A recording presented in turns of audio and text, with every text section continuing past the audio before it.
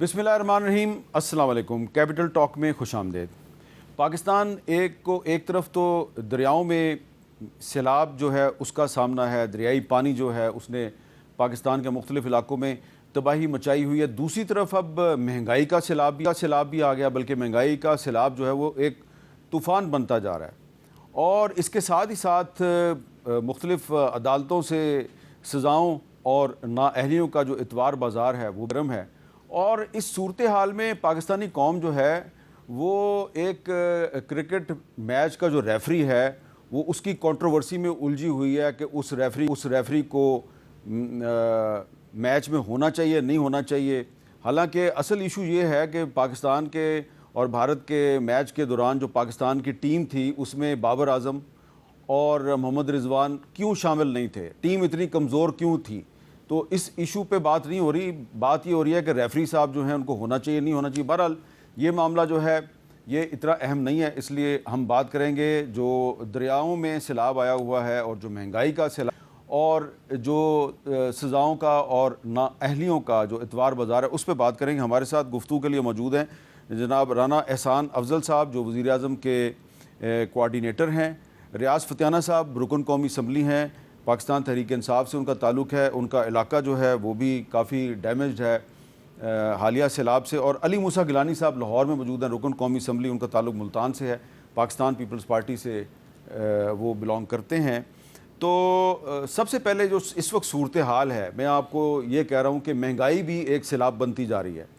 तो ये मैं आपको क्यों कह रहा हूँ, तो मैं आपको मार्केट की जो सूरत हाल है वो एक छोटी सी रिपोर्ट है राशिदा शुएब की, वो दिखाना चाहता हूँ। मुल्क भर में आने वाले तबाहकुन सैलाब ने ज़रई अजनास की तरसील को बुरी तरह मुतासिर किया है, जिसके नतीजे में फलों और सब्जियों की कीमतें दुगनी हो गई हैं। मार्केट में टमाटर की कीमत 80 रुपए फी किलो से बढ़कर 200 रुपए तक जा पहुंची। प्याज 70 रुपए से 120 रुपए, आलू 60 से 100 रुपए, जबकि गोभी, बैंगन, लौकी, अरवी जैसी दीगर सब्जियों की कीमत में 50 से 60 रुपए इजाफा हुआ है।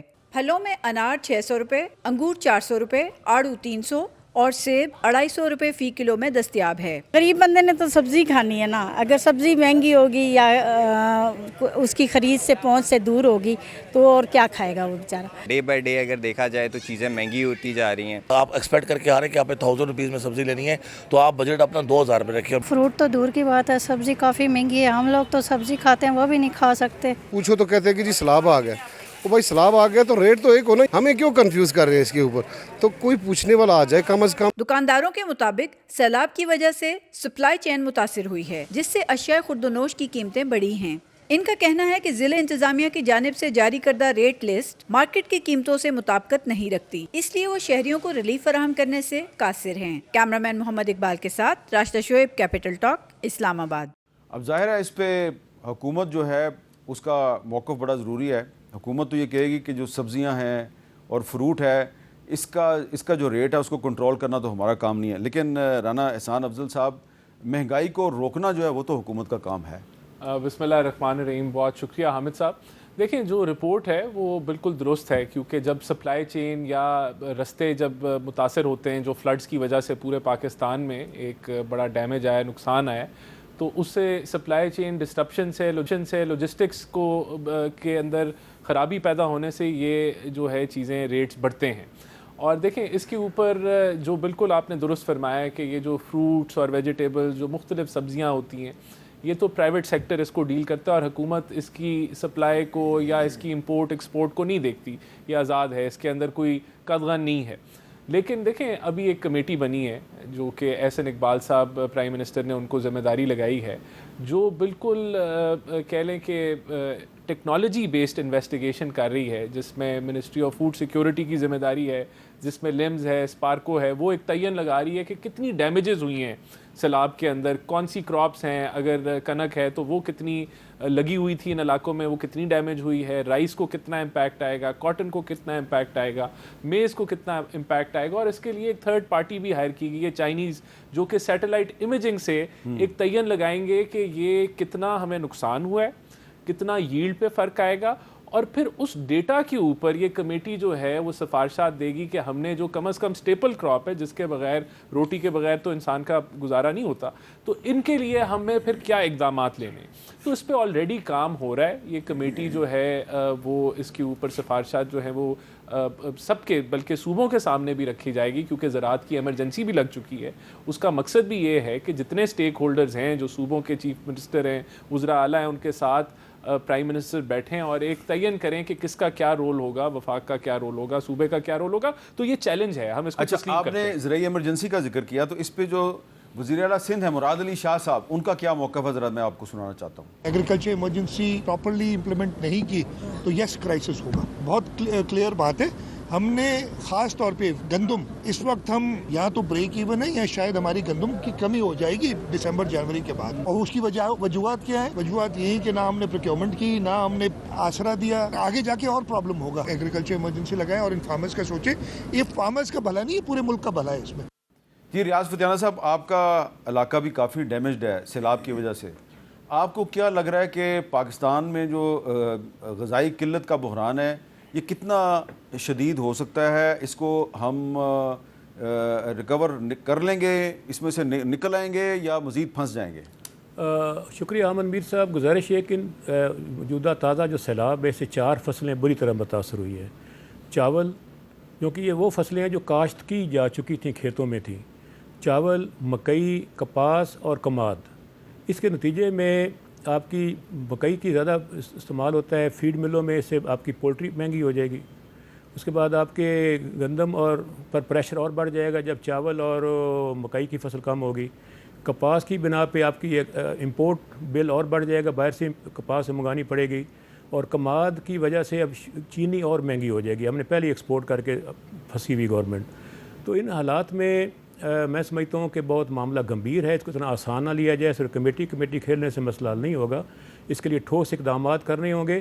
اور سب سے بڑی بات یہ ہے کہ جب پتہ تھا کلائمیٹ چینج سے پاکستان پر اس کے اثرات پڑ چکے ہیں, تو حکومت کو قبل از وقت اس کے انتظامات کرنے چاہیے تھے.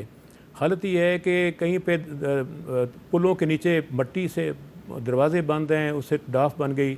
اور مثلا میرے اپنے حلقے کی پوزیشن یہ ہے کہ ایک 50,000 کیوسک پانی کے ڈسچارج کے لیے ایک نالا مشہور, اس کا نام ہے نکاسو, اس کے گیٹ خراب تھے, وہاں سے اس کو کھولا ہی نہیں جا سکا. اس کے اندر جھاڑیاں لگی ہوئی تھیں, اس کو صاف نہیں کیا جا سکا. مجبوراً انہیں مائس پورا کے قریب بند توڑنا پڑا, اور 12 دیہات صفحستی سے مٹ گئے. ان کے گھروں کے اوپر سے پانی گزر گیا, فصلیں بالکل تباہ برباد ہو گئیں, اور لوگ رو رہے ہیں.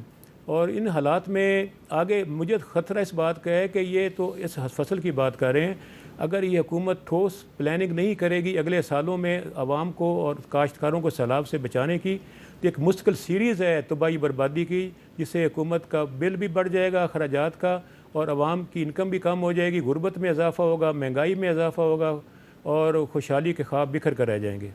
اچھا علی موسیٰ گیلانی صاحب, آپ کا جو اپنا حلقہ ہے وہاں تو زیادہ مسائل نہیں ہیں, لیکن آپ کے جو بھائیوں کے حلقے ہیں اور آپ کے والد صاحب کا جو پرانا حلقہ ہے وہاں پہ تو کافی مسائل ہیں. ابھی تک وہاں پہ بہت پانی کھڑا ہے.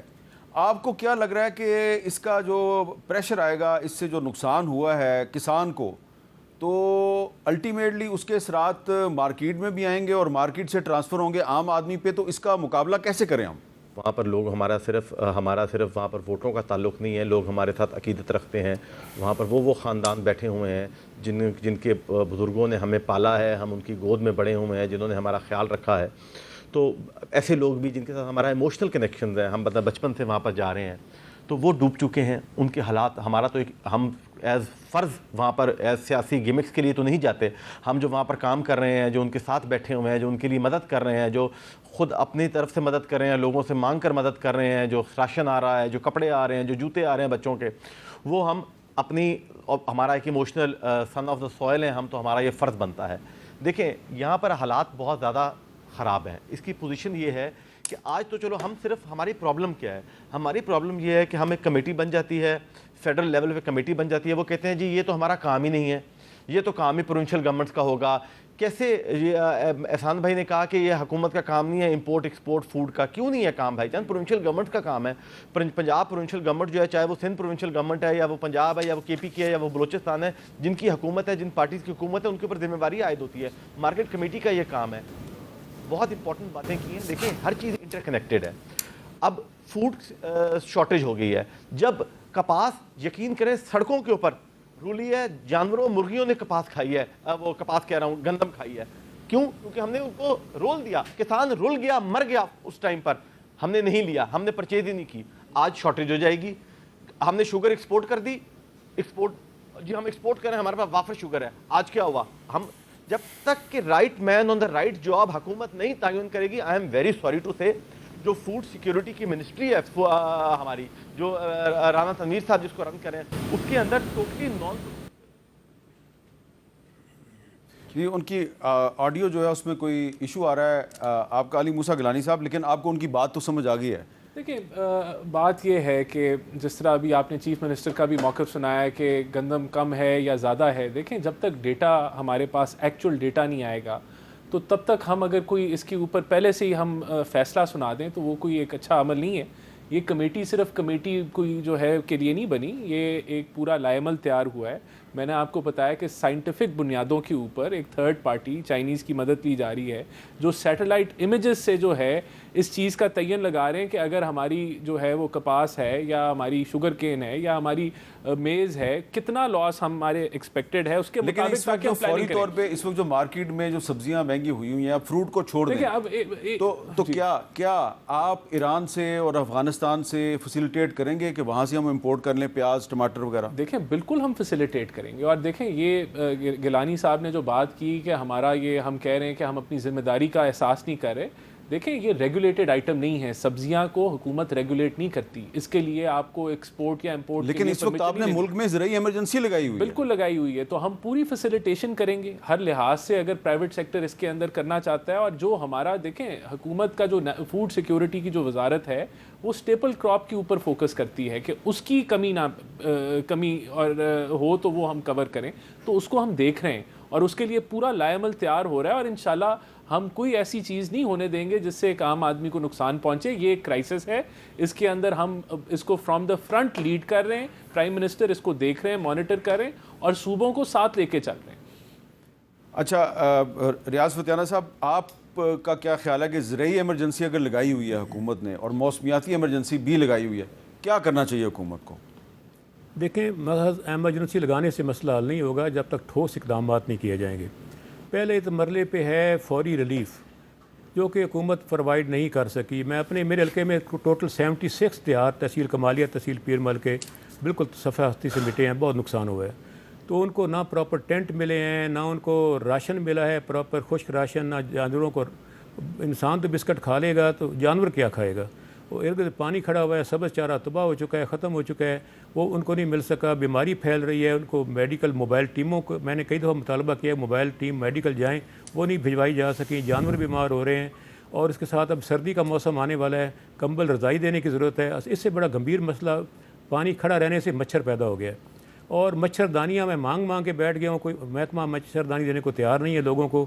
اور ہزاروں لوگوں کا ڈیٹا میں نے خود بھجوایا انتظامیہ کو, ابھی تک اس کا. آپ کس کو کہتے ہیں کہ مچھردانیاں چاہیے؟ جی میں نے یہ ڈپٹی کمشنر اور اسسٹنٹ کمشنر صاحبان تینوں کو میں نے بھیجا ہے میسج, پورا ڈیٹا اکٹھا کر کے سب کا نام, ولدیت, قوم, ان کا شناختی کارڈ نمبر, ان کا موبائل نمبر. لیکن چیف منسٹر پنجاب مریم نواز صاحبہ تو دعویٰ کر رہی ہیں جی کہ میرے تو وزیر جو ہیں وہ اسپاٹ پہ بیٹھے ہوئے ہیں اور کوئی پرابلم نہیں ہے, اور تاریخ کا سب سے بڑا ریلیف اینڈ ریسکیو آپریشن چل رہا ہے پنجاب میں. میرے کو سارا لاہور میں ہی سارا وہ ہو رہا ہے, باہر تو کچھ نہیں ہو رہا. اور اس کے بعد زیادہ ڈپینڈنس ان کی این جی اوز, مثلا کمالیہ تاجر اتحاد ہے, اس نے بڑی محنت کی ہے, خود اکٹھا کر کے تقسیم کیا ہے. کچھ مذہبی جماعتیں ہیں جو کام کر رہی ہیں. تو بنیادی طور پر دیکھا جائے حکومت کہاں نظر آ رہی ہے. یہ پی ڈی ایم اے ہے, این ڈی ایم اے ہے, ان کی بہت بڑے اربوں روپے کے ان کے بجٹ ہے, بل دیکھ لیں تو آگے سے نظر کچھ نہیں آ رہا. ٹوٹلی ڈپینڈنٹ ہے یہ سول سوسائٹی پہ, این جی اوز پہ. اچھا گیلانی صاحب, آپ نے بات سنی ہے فتیانہ صاحب کی, تو آپ کے علاقے میں کیا صورتحال ہے؟ کیا وہاں پہ جو لوگ ہیں ان کو امداد وغیرہ صحیح طریقے سے مل رہی ہے؟ کوئی پرابلم تو نہیں ہے؟ دیکھیں حامد میر صاحب, ٹو بی ویری ریئلسٹک, میں یہ بات کروں گا کہ حکومت کے پاس یہ اتنا مسئلہ ہی نہیں ہے کہ وہ جتنا مرضی کر لے لوگ راضی نہیں ہوں گے. ऑब्वियसली जो बंदा अपने घर से डिस्प्लेस हुआ है वो तो चाहेगा कि मुझे फ़ौरन घर मिल जाए, मैं अपने घर वापस पहुंच जाऊं। ऑब्वियसली लोगों के जज्बात बहुत ज़्यादा हाई हैं, मिनिस्टर्स वहाँ पर ज़रूर बैठे हुए हैं, जलालपुर में भी मिनिस्टर बैठे हुए हैं, लेकिन लोगों के जज्बात कंट्रोल से बाहर हैं और वो बहुत, उनके जज्बात बहुत हाई हैं और ऑब्वियसली वो हुकूमत की तरफ अटैक कर रहे हैं, चाहे वो बातों से करें या वो अल्लाह का शुक्र है कि अभी तक कोई ऐसा वाक़या पेश नहीं आया। लेकिन हमें ऑब्वियसली हुकूमत को इमरजेंसी डिक्लेयर करने के साथ एक अपील करनी चाहिए पूरी दुनिया में, बैनुल अक़वामी अपील होनी चाहिए कि हम लोगों को जब तक सिविल सोसाइटी, NGOs, प्राइवेट जो लोग हैं वो बीच में नहीं आएंगे तब तक लोग पूरा, और वो भी हम 20-30% ही उनको मदद कर सकते हैं, 100% तो मदद हुकूमत कर ही नहीं सकती है। जब तक पानी वापस नहीं जाएगा, लोग अपने घरों में शिफ्ट नहीं होंगे, कॉस्ट उसकी एवेल्यूएट नहीं होगी, रिहेबिलिटेट नहीं करेंगे, हम उनको घर नहीं बना के देंगे या उनके लिए कोई खर्चा नहीं देंगे, तब तक तो ये नहीं होगा। लेकिन प्लीज़ मैं एक बात बड़ी इंपॉर्टेंट करना चाह रहा हूं आपके शो के ऊपर कि हम हर दफ़ा एक इमरजेंसी लगाकर हम फायर फाइटिंग करते हैं। जो आग लग गई हमने उसको उस टाइम पे बुझा लिया, उसके लिए कुछ दे लिया, लोगों को राज़ी कर लिया, 50% उनके जज्बात राज़ी कर लिए, लेकिन हमने आगे क्या किया? क्लाइमेट इमरजेंसी लगाने से क्या होगा? हमने सिर्फ कह दिया है? नहीं, हमें सबसे पहले जिस चीज़ पर ये पैसा खर्च कर रहे हैं, जो कॉस्ट लगाना चाह रहे हैं कि जी हम सैटेलाइट के तहत चाइना की हेल्प से करेंगे कि कितना तखमीना लगाया जाएगा कि कितना नुकसान हुआ है, सबसे पहले हमें कॉज निकालना होगा जो कि हमें पता है और ये बढ़ता जाएगा। देखिए कम से कम 1000 बंदा इस टाइम तक फौत हो चुका है इस सैलाब की वजह से। 2010 में 1700 लोग फौत हुए थे, अभी ये फिगर्स काउंट होने हैं और भी बढ़ने हैं। हमें जैसे अमेरिका के अंदर आप देखें क्लीन वाटर एक्ट है, जो वेटलैंड है, हमारे जितने भी दरिया हैं वो दरिया हर सूबे से गुजरकर एक पंजनत के मकाम पर इकट्ठे होते हैं और फिर वो रिवर इंडस दरियाए सिंध के अंदर चले जाते हैं। जो रिवर वाटर चैनल्स हैं हमें उनको रेगुलेट करना होगा, और मैं समझता हूं, ये मेरी एक ज़ाती राय है जिस पे मैं डिबेट ज़रूर करना चाहूँगा, कि इसको फेडरल कंट्रोल होना चाहिए। जैसे अमेरिका के अंदर सूबे खुद मुख्तार हैं, लेकिन जो क्लीन वाटर एक्ट है, जितना भी नेविगेटेबल वाटर है, चाहे वो वाटर चैनल्स हैं, वो रिवर्स हैं, वो लेक्स हैं, वो ओशंस हैं, वो सब फेडरली कंट्रोल्ड और मॉनिटर हैं। जो वेटलैंड्स हैं उसके ऊपर कोई कंस्ट्रक्शन की इजाज़त नहीं है। एनवायरमेंट प्रोटेक्शन एजेंसी है जो कि फेडरल गवर्नमेंट के अंदर आती है। आपकी बात जो है वो काफ़ी अहम है, लेकिन क्या ये आपने खुद ही कह दिया ये आपकी ज़ाती राय है, लेकिन आपकी पार्टी तो जो है वो सूबाई हुकूक की बहुत बड़ी लंबरदार है, तो वो कल को वो कहेंगे ये 18वीं तरमीम के रूह के खिलाफ है। वो रिवर इंडस और दरिया सिंध की बात करती है, जो कि एक दरिया एंड पे मिलके सिंध में समंदर में चला जाता है। मैं इसकी तजवीज़ ज़रूर ये दूंगा, देखिए हमें आज बैठना पड़ेगा क्योंकि हमें पानी की शॉर्टेज की परेशानी है ना सिंध में। अब तो पानी की शॉर्टेज नहीं है, क्योंकि पानी, आप मेरी ये बात लिख लें, क्लाइमेट चेंज की वजह से पानी, वाटर लेवल बढ़ते ही जाएंगे दरियाओं के अंदर। ज़मीन के अंदर चाहे कम होंगे लेकिन दरियाओं में पानी बढ़ेगा और हम सारा का सारा समंदर में नहीं भेज सकते। हमें मेजॉरिटी या चले एक किसी पोर्शन को हमें स्टोर करना होगा। जैसे आप 3 गॉर्जेस लेक्स देख ले चाइना के अंदर, उन्होंने वो फ्लड वाटर को कंट्रोल करने के लिए, रेगुलेट करने के लिए बनाया गया था। हमें इसके ऊपर कोई एक ऐसा कंसेंसस ज़रूर बनाना होगा जिसको जो काउंसिल ऑफ कॉमन इंटरेस्ट में लेके जाना होगा। ये इस चीज़ का हल है। हामिद साहब, हम हर दफ़ा ये 2 महीने, आप 2 महीने शो करेंगे मैक्सिमम, लोगों को रोएंगे लोग क्रिकेट मैच के अंदर। जैसे आपने बताया हम क्रिकेट मैच के लिए ज़्यादा परेशान है बजाय इसके कि कितने लोग मर गए हैं। तो ये महीना लोग बैठेंगे टीवी पे, हम पिटेंगे, रोएंगे, बाद में तो हम ही रहेंगे जिनका वहाँ पर वास्ता है। बाकी जो इस्लामाबाद में बैठे हुए हैं, जो लाहौर में बैठे हुए हैं, जो फैसलाबाद, जो शहरों में बैठे हुए हैं, उनको क्या परेशानी होगी, उनको क्या तकलीफ होगी? तकलीफ तो हमें होगी जो वहाँ पर बैठे हुए हैं, जो हमारे अपने लोग हैं, जो बेदर हो चुके हैं, हमने उनके साथ रहना है। तो ये इसका हल जब तक नहीं निकलेगा, ये बातें करके तो हम एक बहुत अच्छा शो कर लेंगे, कॉस्मेटिक चेंजेस हो जाएंगे, वजीर जा रहे हैं, आ रहे हैं, टिकटॉक बन रही है, चीज़ें चल रही हैं, बस यही हो जाएगा। उसके बाद क्या होगा? जी देखें हामिद साहब कि हुकूमत क्या कर रही है। एक तो अगर आप 2022 से कंपैरिजन करें तो NDMA को देख लें, PDMS को देख लें, जो उनकी आपस में कोऑर्डिनेशन थी, इस दफ़ा बहुत बेहतरी आई है।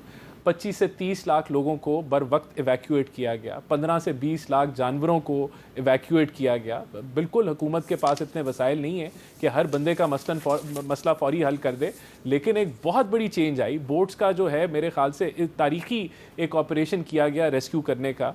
इस वक्त पूरी इंतज़ामिया पंजाब की ऑन ग्राउंड है, हर जगह नहीं पहुंच पा रहे, जहां कमज़ोरी है उसको हम दुरुस्त करेंगे, लेकिन एक इम्प्रूवमेंट आई है। अब अगला फेज़ है रिहैबिलिटेशन का, बिल्कुल उसके अंदर भी हम काम करेंगे। और ये जिस तरह मैंने कहा कि एक डेटा और साइंटिफिकली काम हो रहा है, जल्द हो जाएगा, इसको कोई हफ्ते नहीं लगने, ये रिपोर्ट 1-2 दिनों के अंदर एक्सपेक्टेड है। और इसके ऊपर फूड सिक्योरिटी अपना काम, जो गिलानी साहब ने बात की, देखें बिल्कुल वफाक का रोल तो रहेगा, लेकिन अगर कंस्ट्रक्शन हो रही है तो कंस्ट्रक्शन तो जो है वो डिस्ट्रिक्ट गवर्नमेंट्स देखती हैं कि वो इलीगल है, ठीक है, उसकी इजाज़त भी डिस्ट्रिक्ट गवर्नमेंट्स ने देनी है कि अगर बंद और दरिया के दरमियान। लेकिन वो कह रहे हैं कि जो वाटर चैनल्स हैं इनको रेगुलेट करने की ज़रूरत है और ये फेडरल गवर्नमेंट को करना चाहिए। देखें चलें ये तो ठीक है, लेकिन अगर वहाँ कंस्ट्रक्शन हुई है बंद और रिवर बेड के दरमियान में, कोई किसी ने अगर कोई कंस्ट्रक्शन की है या हाउसिंग सोसाइटी बनाई है, वो तो जो इंतज़ामिया वहाँ बैठी हुई है उसकी नॉलेज में होता है सारा कुछ।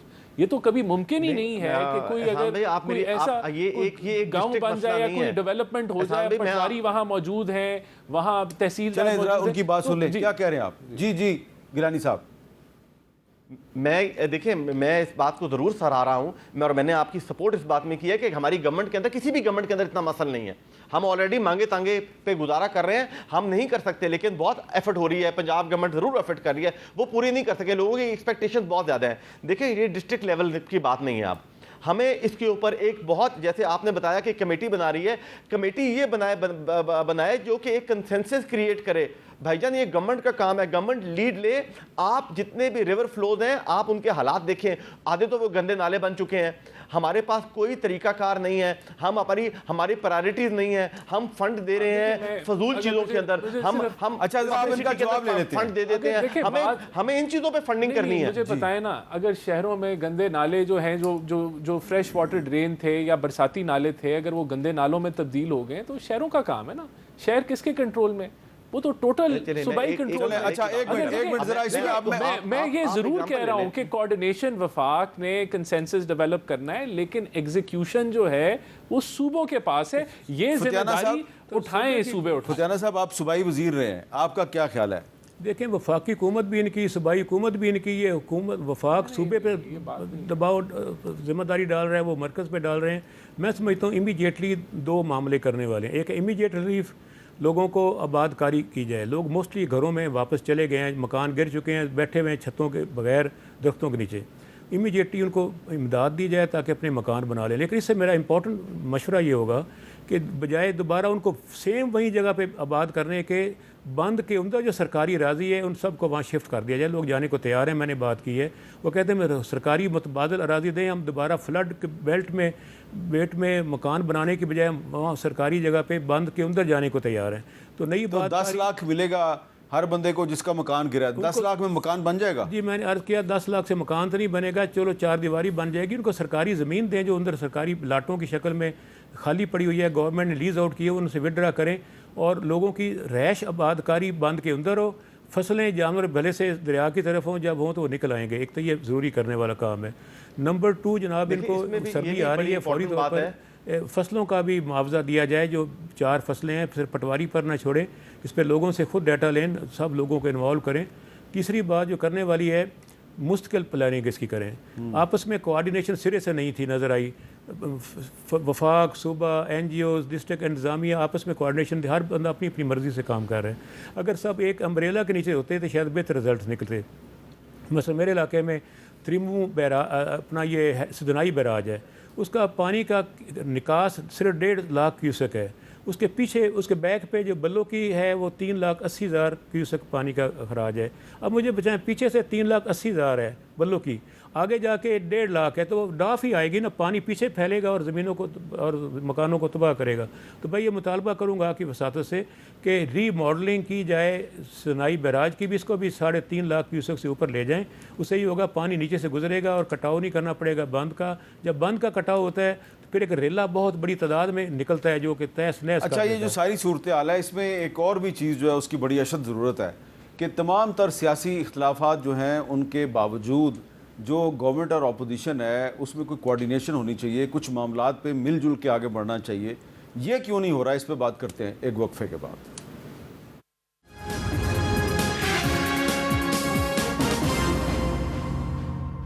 ایک طرف پاکستان میں دریاؤں کا جو پانی ہے وہ تباہی مچا رہا ہے, ساتھ ہی ساتھ مہنگائی کا بھی سیلاب آ گیا ہے, اور جو عدالتیں ہیں وہاں سے سزاؤں اور نااہلیوں کا سلسلہ بھی جو ہے وہ ابھی تک جاری ہے.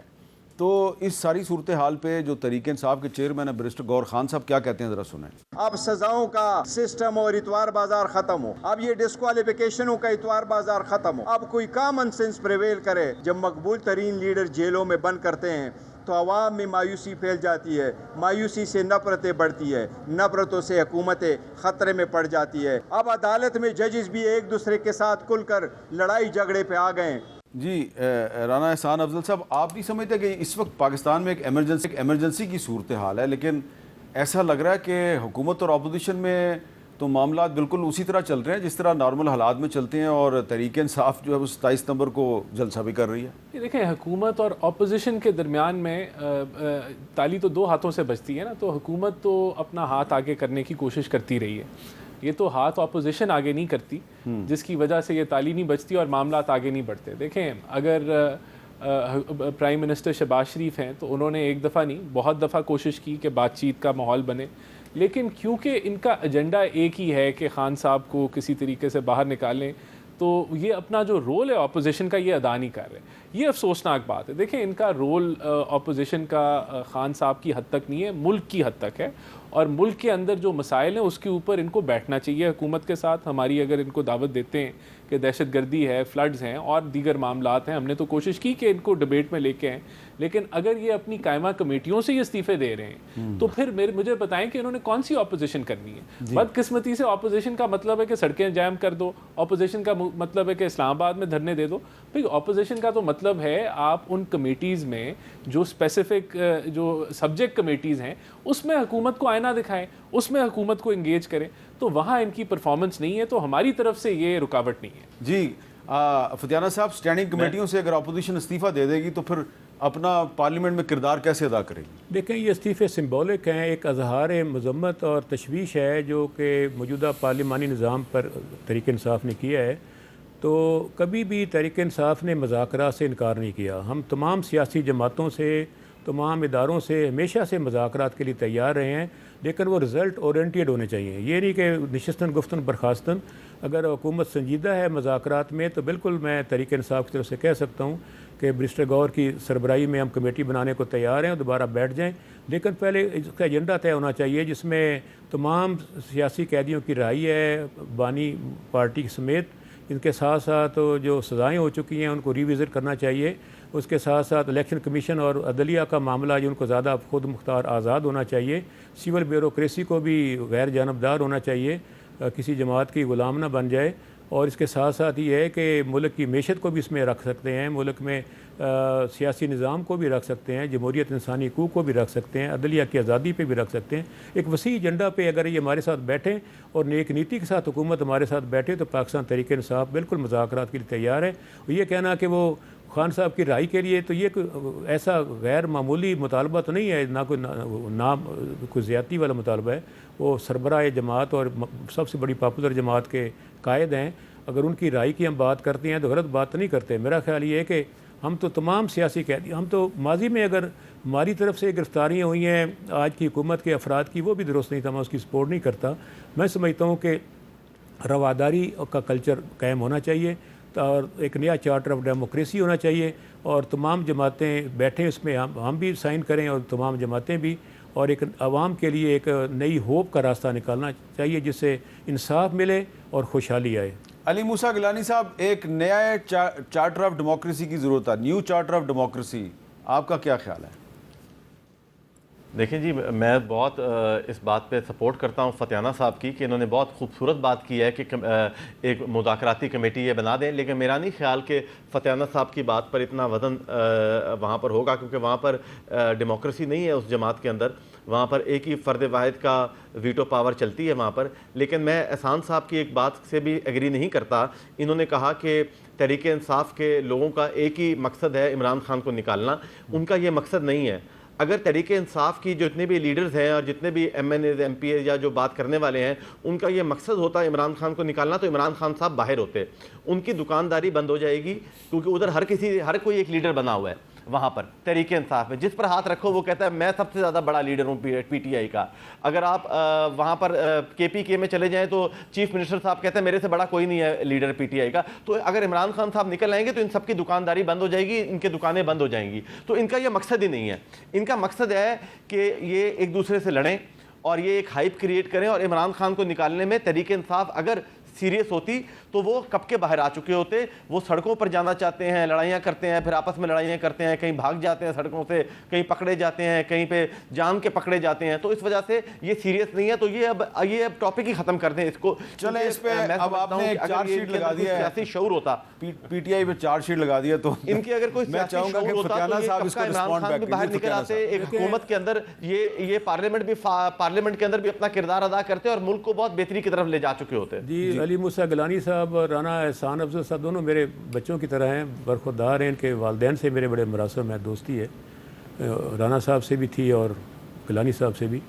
گزارش یہ ہے کہ میرا خیال ہے کہ کبھی بھی تحریک انصاف نے منفی رویہ اختیار نہیں کیا, ہمیشہ مذاکرات کے لیے تیار ہیں. اب میں کہہ رہا ہوں ذمہ داری کے ساتھ پورے لائیو جا رہا ہے کہ تحریک انصاف کے ساتھ پر مانی اور ویلیو ایڈڈ اور نتیجہ آنے والا رزلٹ جس کے ساتھ ہو, محض نشستن گفتگو نہ ہو. آپ مذاکرات کریں جس میں پہلی مانگ ہماری بالکل ہوگی کہ تمام سیاسی قیدیوں کو رہا کیا جائے اور تمام معاملات کو بہتر کیا جائے. اگر ایسی معاملے میں حکومت ہمارے ساتھ بیٹھنے کو تیار ہے تو باقی سارے معاملات پر بات ہو سکتی ہے. اچھا انہوں نے علی موسیٰ گیلانی صاحب آپ نے جو ذکر کیا ابھی انہوں نے ذکر کیا ہے, کیونکہ انہوں نے ذکر کیا ہے چیف منسٹر خیبر پختونخوا کا, تو آج ان کا ایک تازہ ترین بیان ہے, میں ذرا چاہتا ہوں آپ وہ سنیں. کیا کہہ رہے ہیں جی علی مین گنڈا پور صاحب؟ ہمارے لوگ بھی شامل ہو جاتے ہیں. میں کھل کے بات کرتا ہوں. ایجنڈے والے بھی ہیں, کچھ نادان ہیں اور کچھ منافق ہیں. یہ تینوں ہیں. پارٹی کو تقسیم کرنے کے ایجنڈے. ہمارے والے کہتے ہیں علی امین کے تو بڑے اچھے تعلقات ہیں. اچھے تعلقات ہیں. مجھے 5 مہینے سے ملنے نہیں دے رہے ہو. ادھر اتنے بڑے بڑے ایشوز کھڑے ہوتے ہیں کہ میں خان صاحب کو ملوں, ان کو بتاؤں, ان سے بات کروں, ان کو سمجھاؤں, لیکن میرے نہ ملنے سے میرے اوپر خواہ کی تنقید ہوتی ہے اور مجھے ملنے لیے یہ میرے خیر خواہ ہیں. یہ اچھے تعلقات کے نتیجہ ہے.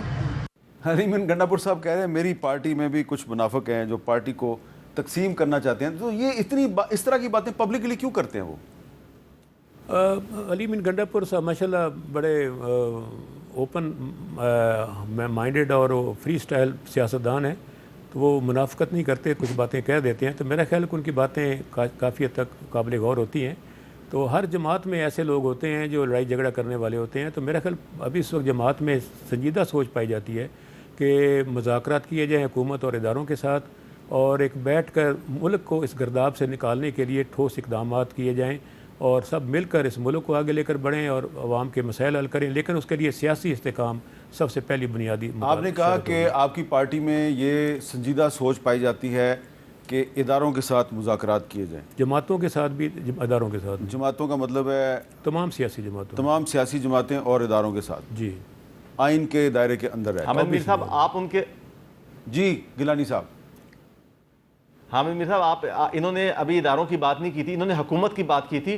اور میں ان کی حکومت کی سٹیٹمنٹ تک بہت خوشائن سٹیٹمنٹ ہے کہ یہ حکومت سے بات کریں اور یہ سمجھے کہ ادارے جو ہیں وہ حکومت کے ساتھ ہیں اور ادارے جو ہیں وہ حکومت کے پابند ہیں. ہم اس کو اس طرح چینلائز کر لیں. اور فتیانہ صاحب ایک بہت منجے ہوئے سیاستدان ہیں, انہوں نے پولیٹکس کا اتار چڑھاؤ دیکھا ہوا ہے. ان جیسی سوچ کے لوگ اگر تحریک انصاف میں آگے ہوتے تو میں سمجھتا ہوں کہ یہ ملک بہت آگے جا چکا ہوتا اور بہت سارے جو ناگہانی واقعات ہیں ان سے ہم بچ جاتے. اب لیکن کیونکہ آپ دیکھ لیں کہ ایسے لوگ تحریک انصاف کی باغ دوڑ ان کے ہاتھ میں اور وہ خود ساختہ لیڈر بن چکے ہیں, تو ان کی آپ بات کریں جن کے لیے فتیانہ صاحب بھی نے کہا کہ وہ بڑے اوپن مائنڈڈ ہیں. اگر اس طرح کے لوگ جن کی پولیٹیکل ہسٹری اتنی بڑی نہیں ہے تو وہ اگر ان کے ہاتھ میں اگر باغ دوڑ ہوئے گی تو پھر تو یہی حال ہوگا تحریک انصاف کا.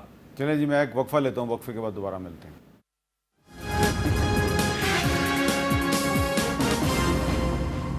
کیپٹل ٹاک میں خوش آمدید. رانا احسان افضل صاحب, ایک بڑی اہم ڈیولپمنٹ ہے کہ آج وزیر اعظم شہباز شریف صاحب سعودی عرب کے دورے پہ گئے تو وہاں پہ ان کا جو سعودی ایئر فورس ہے اس نے بہت ہی غیر معمولی انداز میں ان کو فضائی سلامی دی ہے, ان کو سلوٹ کیا ہے, طیارے جو ہیں وہ ان کے ارد گرد جو ہے وہ پرواز کرتے رہے ہیں اور ان کا بڑا زبردست استقبال ہوا ہے. ایسا استقبال ماضی میں نہیں ہوا.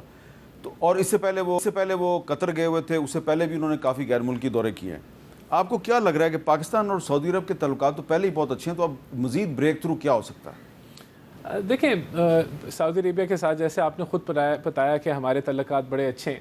دیکھیں ایک تو یہ جو دوحہ میں کنونشن ہوا, میرے خیال سے جہاں جو اعلامیہ ہے اس میں بہت زیادہ لوگوں کی جو ایکسپیکٹیشن تھی وہ میٹ نہیں ہوئی, لیکن وہ ایک شروعات ہے اور اس کے اوپر بھی ضرور بات چیت ہوگی جو میں سمجھتا ہوں آگے بڑھے گی.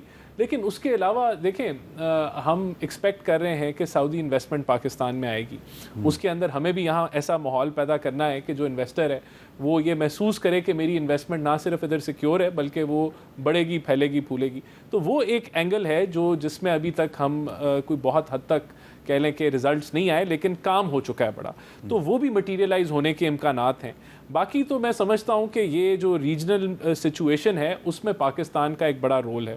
پاکستان کی جو ملٹری ہے وہ بڑی ایک زبردست انسٹیٹیوٹ ہے اور اس کا اگر کسی کو شواہد چاہیے تو وہ انڈیا پاکستان کی جو حالیہ ابھی جو انسیڈنٹ ہوا اس کے اندر جو الحمدللہ اللہ نے ہمیں پتہ دی, تو اس لحاظ سے ابھی ثالثی کا کردار بھی ہم نے ادا کیا ایران کے معاملے کے اندر. تو میں سمجھتا ہوں کہ ان معاملات کے اوپر بھی پاکستان اور سعودی عربیہ اور جو ریجن پورا جو جی سی سی ممالک ہیں وہاں ہمارا ایک کلیدی رول ہے, جس کی جو نظر آ رہا ہے اور اس کو آپ کو یہ جو سلامی ملی یہ بھی اس کی گواہی دے رہا ہے کہ یہ رول بڑھتا جا رہا ہے. الحمدللہ یہ سفارتی سائٹ کے اوپر پاکستان نے پچھلے 1-1.5 سال کے اندر بہت زیادہ گین کیا. اچھا فتیانہ صاحب, ظاہری بات ہے آپ کا تعلق تو اپوزیشن سے ہے, لیکن یہ جو ڈپلومیٹک فرنٹ پہ جو پاکستان کی پیش رفت ہے, پاکستان کے جو وزیر اعظم ہیں, ڈپٹی پرائم منسٹر ہیں اسحاق ڈار صاحب, وہ بہت سے انہوں نے دورے کیے ہیں اور انڈیا جو ہے کرکٹ کے میدان میں تو وہ ہمیں شکست دے رہا ہے لیکن ڈپلومیٹک فرنٹ پہ وہ تھوڑا پریشر میں نظر آ رہا ہے. اس پہ آپ کا کیا خیال ہے؟ ایک تو میں ابھی چند روز پہلے سعودی عرب سے واپس آیا ہوں عمرہ ادا کر کے, میں نے دیکھا ہے کہ ولی عہد محمد بن سلمان کی سربراہی میں بہت ترقی ہو رہی ہے, ڈیولپمنٹ بہت زیادہ ہو رہی ہے سعودی عرب میں. تقریباً 8 لاکھ کے قریب پاکستانی وہاں ملازمین ہیں, ان کو روزگار بھی فراہم کیا ہوا ہے. اور سعودی عرب پاکستان کے درمیان سیاسی, معاشی اور فوجی تعلقات ہمیشہ سے رہے ہیں. ابھی بھی جنرل راحیل شریف وہاں ڈیوٹی کر رہے ہیں, ہمارے سابق آرمی چیف. اور خاص طور پر پاکستان جو قطر کے معاملے میں ہم نے جو دیکھا ہے, پاکستان کی ملٹری انٹیلیجنس اور ٹیکنالوجی ہر لحاظ سے مڈل ایسٹ میں سب سے آگے ہے. تو ہماری جب ساتھ ہوگا وسائل اور فورسز کا تو خطہ اس پورے مڈل ایسٹ میں امن قائم ہو سکتا ہے. ایک تو یہ وجہ ہے کہ پاکستان کو پذیرائی مل رہی ہے اس پورے معاملے میں. نمبر 2, یہ پاکستان کی وزارت خارجہ ہمیشہ سے ایک مؤثر وزارت خارجہ رہی ہے. آپ کو یاد ہوگا جب سینٹرل ایشیا میں 10 ملک آزاد ہوئے ہیں سوویت یونین سے, ان کی فارن سروس کو ٹریننگ ہماری منسٹری آف فارن افیئرز نے دی تھی. تو ابھی بھی میں امریکہ, یونائٹڈ نیشن اور برطانیہ میں ہاؤس آف کامن سے ہو کر آیا ہوں, تو ہمارے دونوں امبیسڈر جو وہاں پہ ہیں ان کا بہترین رول ہے, جو یونائٹڈ نیشن میں ہے اور جو برطانیہ میں ہے ہائی کمشنر. تو اس لیے اس کی بنیادی کریڈٹ میں وزارت خارجہ کے اہلکاروں کو دوں گا جو بہت اچھی کمٹمنٹ کے ساتھ کام کر رہے ہیں. علی موسیٰ گیلانی صاحب, صدر زرداری صاحب اور بلاول بھٹو زرداری صاحب وہ چین کے دورے پہ ہیں, شہباز شریف صاحب جو ہیں وہ سعودی عرب کے دورے پہ ہیں, تو صدر اور وزیر اعظم دونوں ہی بڑے ایکٹیو نظر آ رہے ہیں ڈپلومیٹک فرنٹ پہ. آپ کو لگ رہا ہے کہ اس کا الٹیمیٹلی پاکستان کے عام عوام کو بھی فائدہ ہو سکتا ہے اور کیسے ہو سکتا ہے؟ دیکھیں, میں یہ بات بہت وثوق کے ساتھ اور بڑی ذمہ داری سے بات یہ کرنا چاہ رہا ہوں کہ میری ہوپس بھی بہت زیادہ ہائی ہیں. جو یہ دورے ہیں, عوام کو شاید یہ ضرور لگ رہا ہوگا کہ پاکستان کے اندر فلڈ ہے اور صدر چائنا گیا ہوا ہے, وزیر اعظم کہیں قطر جا رہا ہے, کبھی سعودی عرب جا رہا ہے. دیکھیں, ملک جو انٹرنیشنل ڈائنامکس ہیں وہ چینج ہونے جا رہے ہیں اور اس کا لامحالہ چینج جو ہے یہ ایک دفعہ پھر پاکستان کے پاس اپرچونٹی آ رہی ہے. اور میں سمجھتا ہوں کہ سیاسی قیادت کے ساتھ ساتھ اس کے اندر سب سے بڑا, سب سے اہم رول جو ہے وہ فیلڈ مارشل کا بھی ہے, جنرل آصف منیر کا. اور جو بات سامنے ہے, آن دا بک ہے اور عیاں ہے, ہمیں اس کو کرنی چاہیے. جو انٹرنیشنل ڈائنامکس چینج ہو رہے ہیں اور جیو پالیٹکس چینج ہو رہی ہے، اس کے اندر پاکستان ایک فرنٹ رول لے گا. فائنینشلی اگر پاکستان کے پاس اتنا مسل نہیں ہے تو پاکستان کے پاس ملٹری مسل ضرور ہے. اور میں ایک اور بات کر دوں کہ پاکستان کے اندر جذبہ سب سے زیادہ ہے. ہم نے اگر انڈیا کے ساتھ جو جنگ جیتی ہے وہ بھی جذبے کی بنیاد پہ جیتی ہے. پاکستان گوریلا وارفیئر کا ماہر ہے. ہم لوگ ٹیررزم کے اوپر ہم نے بہت قربانیاں بھی دی ہیں, ہم نے وہ جنگ بھی جیتی ہے. ہم نے افغانستان کے ساتھ جب امریکہ نکلا وہاں سے, وہ بھی برنٹ برداشت کیا جو کولڈ وار کے دوران جو سوویٹ وار ہوئی اس کے اندر پاکستان کا کردار تھا. تو پاکستان ملٹری وارفیئر کے اندر بہت زیادہ مہارت حاصل رکھتا ہے, اور میں سمجھتا ہوں کہ جو یہ ایک بلاک بنے گا. اب دیکھیں, ہم اگر یہ امید رکھیں کہ یورپین یونین یا امریکہ ہمیں پیسے دے گا وار آن ٹیررزم کے اوپر, تو وہ کہاں, وہ چیپٹر ختم ہو چکا ہے. اب ہم ایک نیٹ سیکیورٹی پرووائڈر جیسے انڈیا تھا یونائٹڈ اسٹیٹس کے لیے, اور ایک net security provider of the Asian region اور مڈل ایسٹ کے اندر چائنا کے اگینسٹ انڈیا نے اپنے آپ کو یہ سیل کیا امریکہ کو کہ میں تمہارا نیٹ سیکیورٹی پرووائڈر ہوں. اس طرح Pakistan can be the net security provider of the Middle East, جس کے اندر جتنے بھی عرب کنٹریز ہیں, جو آئل رچ کنٹریز ہیں, جو ڈالر رچ کنٹریز ہیں, وہ پاکستان ان کے ساتھ اپنے اگر معاملات ٹھیک کر لے تو ہم سمجھتے ہیں کہ پاکستان معیشت جو ہے وہ بوم کی طرف جا سکتی ہے. بہت بہت شکریہ علی موسیٰ گیلانی صاحب, ریاض فتیانہ صاحب اور رانا احسان افضل صاحب. لیکن اس وقت جو چیلنج ہے صرف پاکستان کے لیے نہیں, پورے مسلم ورلڈ کے لیے, وہ یہ ہے کہ غزہ کے جو فلسطینی مسلمان ہیں ان کو اسرائیلی بمباری سے کیسے بچایا جائے. کیا پاکستان اور سعودی عرب مل کر اس سلسلے میں کوئی کردار ادا کر سکتے ہیں؟ یہ ہے وقت کا سب سے بڑا چیلنج جس کا ہمیں جواب چاہیے. اجازت دیجیے, اللہ حافظ.